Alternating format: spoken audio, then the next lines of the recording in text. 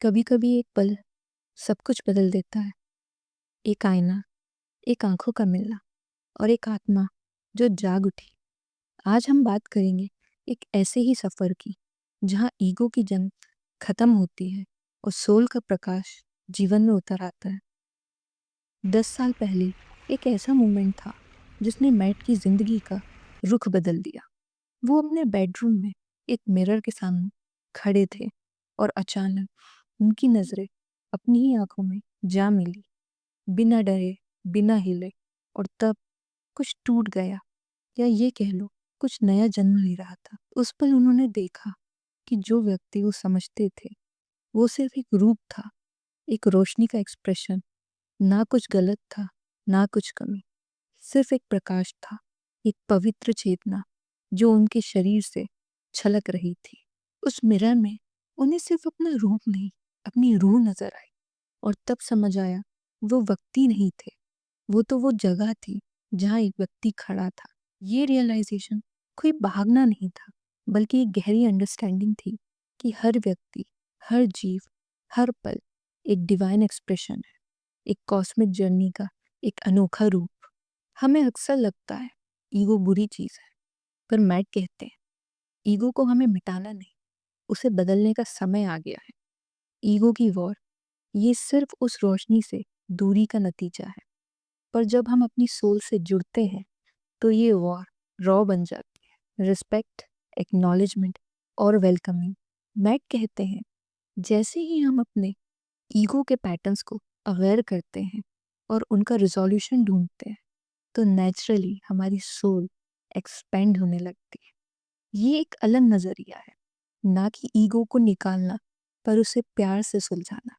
ये ईगो की जर्नी कोई आउटर बैटल नहीं है, ये एक इनर एल्केमी है, एक ट्रांसफॉर्मेशन है जहाँ अंधेरे को रोशनी में बदलना होता है। तो अब सवाल ये है, कैसे बदलाव लाएं? रिस्पेक्ट, अपने आप में और दूसरों में डिविनिटी को पहचानना। एक्नॉलेजमेंट, हर पल को, हर इमोशन को, हर इंसान की बिहेवियर को जैसा है होने देना। वेलकमिंग, जिंदगी को बिना शर्त, बिना रेजिस्टेंस के खुल के दिल से अपनाना। बुद्धा जब बोधि ट्री के नीचे बैठे थे, उनके आसपास डीमंस थे, पर उनकी आंखें खुली थी। उन्होंने उन्हें देखा, उनसे लड़ाई नहीं की। यही एक इवॉल्विंग सोल का साइन होता है, जब हम सिर्फ रोशनी नहीं बन जाते, पर अंधेरे को भी रोशनी में बदल देते हैं। मेट कहते हैं ऑल इज वेल सिर्फ एक स्लोगन नहीं है, ये एक स्पिरिचुअल ट्रुथ है।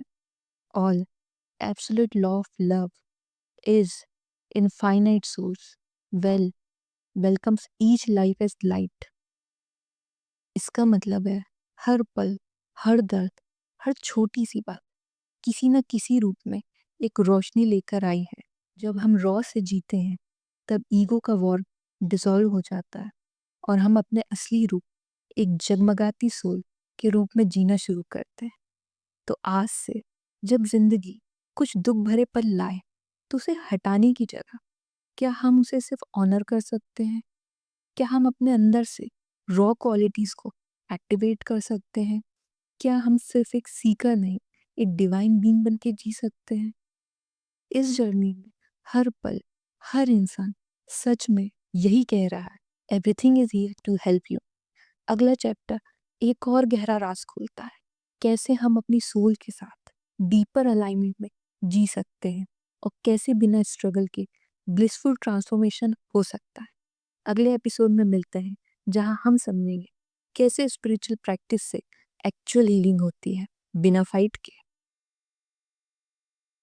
धीरे धीरे अपनी आंखों को बंद करेंगे, 3 गहरी श्वास लेंगे, मन में या तेजी से, जैसा आपको ठीक लगे, इन पंक्तियों को दोहराएंगे।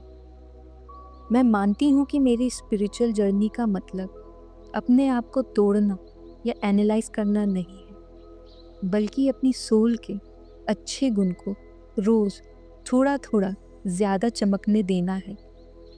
ये तब होता है जब मैं दूसरों को रिस्पेक्ट करती हूँ, उनके लिए आने वाली साइंस को समझती हूँ और हर सिचुएशन का स्वागत करती हूँ जो मेरी ग्रोथ में हेल्प करे, चाहे वो मुझे पसंद आए या ना आए। आज से मैं अपने दिल की अच्छी क्वालिटीज़ को जगाती हूँ और उन्हें सबकी भलाई के लिए बताऊंगी। मुझे अब डर नहीं है कि कोई कुछ ले लेगा या मेरा दिल तोड़ देगा। मैं यहाँ एक कारण से हूँ, मेरे होने का एक पर्पस है। मैं यहाँ कुछ बदलने और मायने रखने के लिए आई हूँ और ऐसा ही होगा।